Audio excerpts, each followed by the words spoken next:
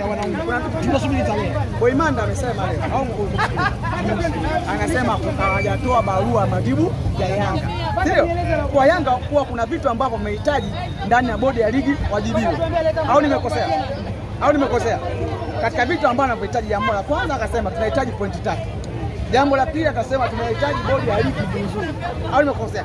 Jambo la tatu akasema wanahitaji gharama za kuandaa timu ambao ni milioni ngapi? Karibia milioni 50. Na la nne wakasema mechi ya tarehe 8 ilikuwa imekwisha.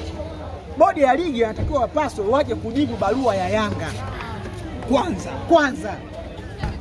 Na wamepata changamoto moja kwanza. Kwa mfano, bodi ya ligi walitoa kuahirisha mechi tarehe 8, si ndio?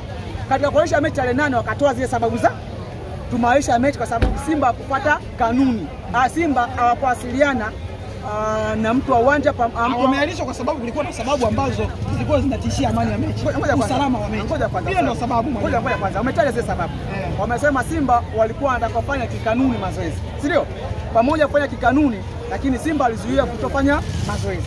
Sababu nyingine wakasema ni usalama wa nchi, sio? Na sababu nyingine ilikuwa na ishara ya rushwa usangaji wa sasa. Sikia. TAKUKURU leo wamehojiwa kanda ya Temeke. TAKUKURU wamesemaje? Hawajapata kesi yoyote.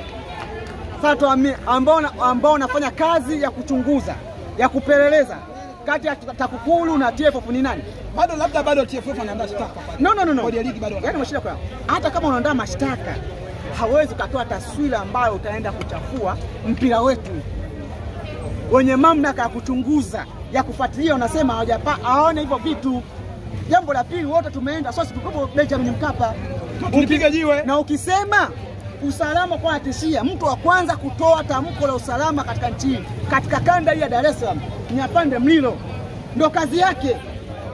Yaani maana yake tafsiri ya haraka inaonekana Mlilo hajui kazi, kuna watu wanajua kazi kuliko Mlilo. Ndio tafsiri ya haraka. Jeshi la polisi imetulinda sisi, tumeingia uwanja Benjamin Mkapa. Imetulinda kuanzia asubuhi saa 12 mpaka saa 1 usiku. Kuna mtu aliumia? Kuna mtu alipigwa? Sasa hayo matukio yalikuwa kabla ya mechi? No. Umesema kuna viashiria za uvunjifu wa amani kwa ajili ya hiyo mechi. Siku ile ya mazoezi. Ngoja kwanza, usichanganye. Wewe umesema wameisha mechi kwa sababu sio mimi, ni barua. Ndio hiyo. Usinanukuu sosi. Nanukuu. Unasema kuna uvunjifu wa amani. Tunaisha mechi kwa sababu kuna viashiria vya uvunjifu wa amani, usalama mdogo. Kwa maana yake uvunjifu wa amani, maana yake unatakiwa utoke tarehe ngapi? Tarehe 8. Si ndio? Hiyo tarehe 8 maana yake wao wanapaswa wazuie nini? Uvunjifu wa amani. Sasa nikuulize. Je, tarehe 8 kwa kuna viashiria vya uvunjifu wa amani? Kama jeshi la polisi imekuja saa 12, imekaa imetulinda mpaka saa 3 usiku tumeondoka. Hakuna sisimizi, hakuna mende, hakuna mtu yoyote ambaye ameumia. Je, nimekuuliza jeshi la polisi limeshindwa kufanya hiyo kazi? Tafsiri ya haraka kwa waliandika kitu cha uongo. Sasa mechi haikufanyika, mashina kuendelea. Sasa mechi kufanyika ni vitu vitatu tofauti. Sikiliza. Mwaka jana mechi kati ya Nigeria na Algeria. Nigeria walikwenda kucheza mechi ya Algeria. No, Libya. Kama sasa popo ni Libya. Walikwenda kucheza Libya. Wakakaa airport. Hawakwenda uwanjani. Si ndio? Hawakwenda uwanjani. Hakufanyika jambo lolote, lakini Nigeria wapo pointi 3. Unaelewa? Mtu akikwambia sababu mpaka refaria wewe uwanjani, kazipata hapo hizo sababu. Kama Nigeria kuingia uwanjani waisha airport akapo pointi 3. Na mechi iliahirishwa. Au kuona hiyo kitu. Kwa mwalimu sasa kwa tafsiri yake ni nini?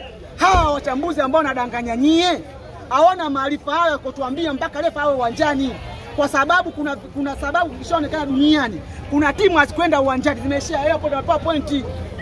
Au mfano timu gani? Nimekwambia Nigeria. Msimu uliopita SB Kane na Usman. Mechi ilicheza. Walishia airport. Hawakupewa pointi. Walipewa alama. Hizo sababu ni nani kukwambia mpaka timu ile faria kagua uwanjani kukwambia nani? Waulize wachambuzi.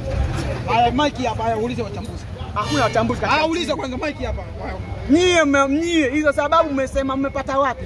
Mpaka refaria uwanjani akagua mmepata wapi? Kama Usman na SB Kane watu wa kuingia uwanjani. Nigeria na Libya hata kuingia wajapata pointi 3. Kwa hizo tafsiri ambazo zilikuwa wanakuta kama watu wachambuzi. Wachambuzi ya kanchi. Kwa hiyo mwalimu sasa tunahitimishaje? Tarehe zikipangwa mnapeleka timu. Ngoja kwanza. Tarehe haiwezi kupangwa bila majibu ya kitu ambacho kwa sababu sio onekana una kanuni ninazo hizo hapa mdogo wangu. Onekana una kanuni. Kasome zile kanuni. Mwalimu ana macho matatu kabisa, watu lazima waelewe. Mtu mzito unaongea.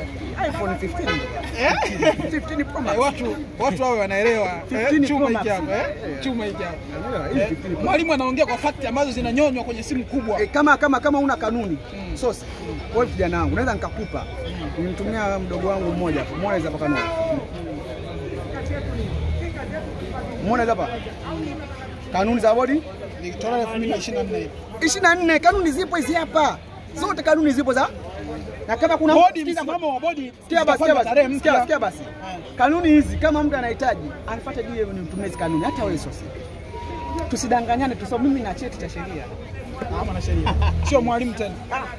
Cheti cha sheria.